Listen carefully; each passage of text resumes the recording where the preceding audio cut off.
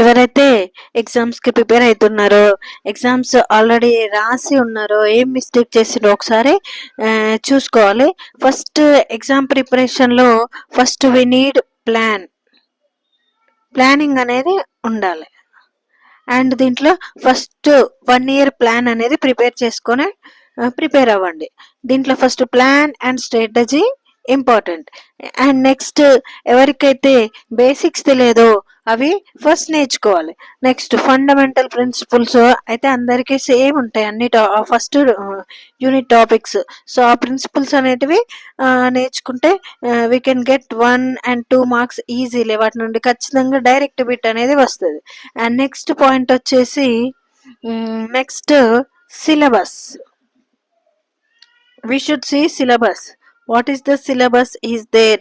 Syllabus చూడాలి. Next syllabus and previous year question papers అనేవి మీకు గైడ్ లాంటివి. వీటి వల్ల ఈ syllabus and previous years papers ఉంటే మీకు ఏ టీచర్ అవసరం లేదు అండ్ మెంటర్ అవసరం లేదు. ఓన్గా ప్రిపరేషన్ చేస్తే వీటితో మనం మార్క్స్ అనేటివి మంచిగా అయితే వస్తాయి. నెక్స్ట్ ఎవరైతే ఆల్రెడీ ఎగ్జామ్ రాసి ఒకసారి ఫస్ట్ అటెంప్ట్ లో ఫెయిల్ అయినరు, ఎగ్జామ్ రాలేదు అన్నప్పుడు కొంచెం ఎనాలిసిస్ చేస్తే జనరల్ గా కొన్ని రీజన్స్ అనేటివి మనకు కనిపిస్తాయి.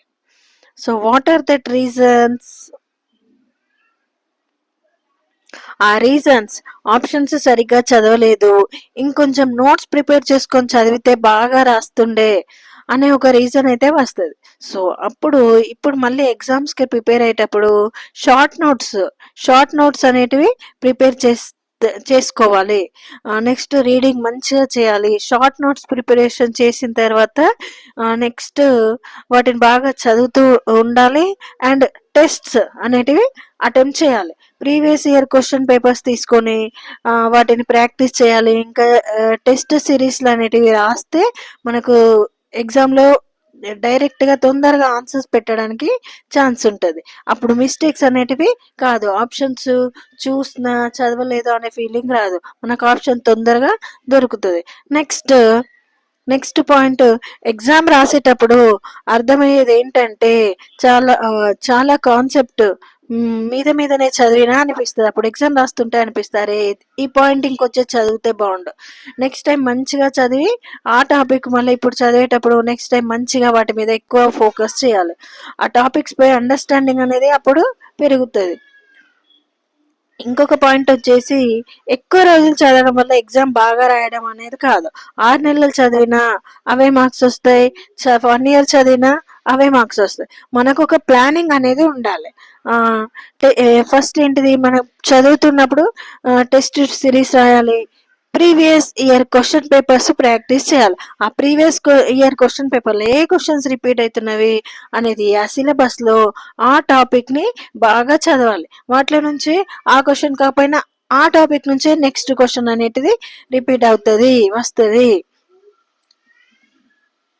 అయితే ప్రీవియస్ ఇయర్ క్వశ్చన్ పేపర్లో ఏ బుక్ నుంచి కవర్ అవుతున్నవి, మీరు చదివే బుక్ నుండి ఈ క్వశ్చన్స్ వస్తున్నాయా, వస్తలేదంటే మనం మంచి చిన్న బుక్ అయినా తీసుకొని మంచిగా ఏ బుక్ లో కవర్ అవుతున్నాయో ఆ బుక్ మాత్రమే తీసుకొని బాగా ఎక్కువ సార్లు ఆ ఒక్క బుక్ నే రిపీట్ చేయాలి. ఇంకా నెక్స్ట్ సెల్ఫ్ ప్రిపరేషన్ చేసే వాళ్ళు ఎగ్జామ్లో మార్క్స్ తగ్గుతున్నాయి. ఎందుకు మార్క్స్ తగ్గుతున్నాయి అని అనుకుంటే ప్రతి టాపిక్లో ఎన్ని మార్క్స్ వచ్చాయి, ఏ టాపిక్లో మార్క్స్ తగ్గుతున్నాయి, వాటిని రివిజన్కి we should give more time. ఇంకా ఇప్పుడు మీ దగ్గర ఏ బుక్స్ అయితే ఉన్నాయో ఆ బుక్స్ నుంచి ఏ టాపిక్ నుంచి బాగా బిట్స్ కవర్ అవుతున్నాయి ఆ ఒక్క టాపిక్ ని బాగా చదవాలి. అన్ని టాపిక్స్ చదవాలి. ఎక్కడ నుంచి బిట్స్ అయితే వస్తున్నాయో ప్రీవియస్ క్వశ్చన్ పేపర్ చూసుకొని ఆ బిట్స్ ని ఆ టాపిక్ ని బాగా చదవాలి. అందులో నుంచి ఆ ప్రీవియస్ ఇయర్ క్వశ్చన్ వస్తుంది, నెక్స్ట్ ఇంకొక క్వశ్చన్ కూడా ఆ టాపిక్ నుండి వచ్చే ఛాన్స్ అనేది ఉంటది. అందుకే ఎక్కువ సార్లు రిపీటెడ్ ఎక్కడ అవుతున్నాయో ఆ టాపిక్స్ ని బాగా చదవాలి.